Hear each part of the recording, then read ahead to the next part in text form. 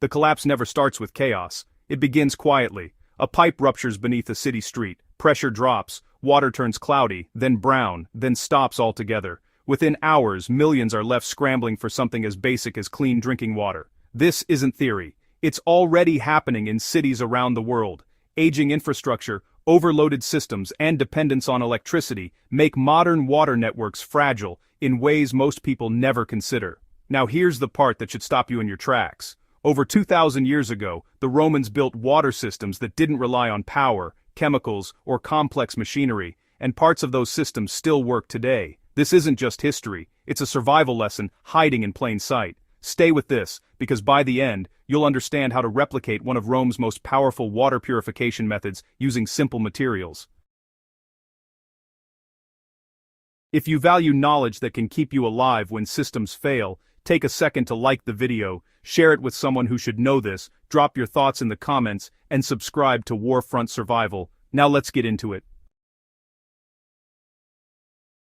Most people assume clean water is guaranteed. Turn the tap, and it's there. But modern systems are built on pressure and electricity. Pumps force water through miles of aging pipes, and when one part fails, the entire chain reacts. A single outage can leave entire neighborhoods dry, or contaminated overnight. The Roman approach was completely different. Instead of forcing water through systems, they let gravity do the work. Their aqueducts moved massive volumes across long distances without pumps.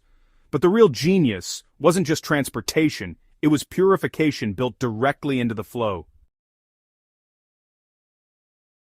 At the heart of Roman water engineering was the Piscina Limaria, a deceptively simple structure that acted as a natural purification chamber. Water entered slowly into a wide basin, and something remarkable happened. The moment flow slowed, sediment began to fall. Dirt, sand, and debris sank to the bottom under the pull of gravity. The Romans didn't rush water, they controlled it. By placing multiple settling tanks along aqueduct routes, they allowed water to clean itself step by step. Each chamber removed finer particles than the last, producing water that was visibly clearer before it ever reached the city. This wasn't guesswork, it was a deep understanding of how water behaves when given time and space. Settling removed visible debris, but the Romans went further. They used layers of natural materials to filter what the eye couldn't see. Charcoal played a critical role. Its porous structure trapped impurities and improved taste, functioning much like modern carbon filters. Sand added another layer of protection. As water passed through fine grains, tiny particles were caught and held back. Over time, a thin biological layer formed on top of the sand. Today, scientists recognize this as a powerful natural filter that consumes harmful microorganisms. Without knowing microbiology, the Romans built systems that reduced contaminants through observation and repetition. They didn't need microscopes, they trusted results. Modern pipes corrode, crack, and fail within decades. Roman systems were built to endure centuries. One reason is their use of advanced concrete that could repair itself when exposed to water. Small cracks didn't spread, they sealed. But durability wasn't just about materials. It was about philosophy. Roman engineers designed systems that worked with nature instead of overpowering it. Slower flow meant less stress. Gravity eliminated mechanical failure. Simplicity reduced risk. When modern systems fail, they fail hard. Roman systems degraded slowly and predictably, giving time to respond.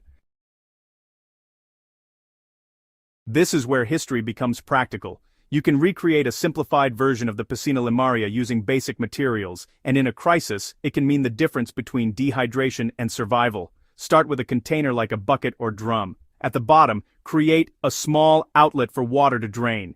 Add a base layer of clean gravel to support filtration and prevent clogging. Above that, place a thick layer of crushed natural charcoal. This will absorb chemicals and improve water quality. On top, add fine sand. This is where most of the filtration happens. Pour water slowly onto the surface, allowing gravity to pull it through each layer. As it moves downward, sediment is trapped, toxins are reduced, and the water becomes significantly clearer. The key is patience. Fast pouring disrupts the system. Slow flow allows each layer to do its job effectively. Filtered water may look clean, but it isn't always safe. Modern contaminants and pathogens can still remain. That's why boiling is essential. Bringing water to a rolling boil for at least 1 minute kills harmful microorganisms and makes it safe to drink. The Roman method gives you clarity. Boiling gives you safety. Together, they create a reliable survival system using nothing more than basic materials and heat. Water systems today are under pressure from aging infrastructure, population growth, and environmental stress. Failures are no longer rare events, they are becoming patterns. The ability to produce clean water independently is no longer just a skill for survivalists. It's a necessity for anyone who wants resilience. The Roman approach offers something modern systems often lack: independence from fragile networks. No electricity, no complex machinery, just physics, materials, and time-tested design. The greatest mistake isn't that we lack technology, it's that we've forgotten how to function without it. The Romans built systems that worked because they understood nature. They didn't try to dominate it, they worked alongside it. That mindset is what made their systems last. If this opened your eyes to what's possible using ancient knowledge, share this with someone who needs it. Drop your thoughts below, and subscribe to Warfront Survival for more deep, practical insights drawn from history's most powerful lessons.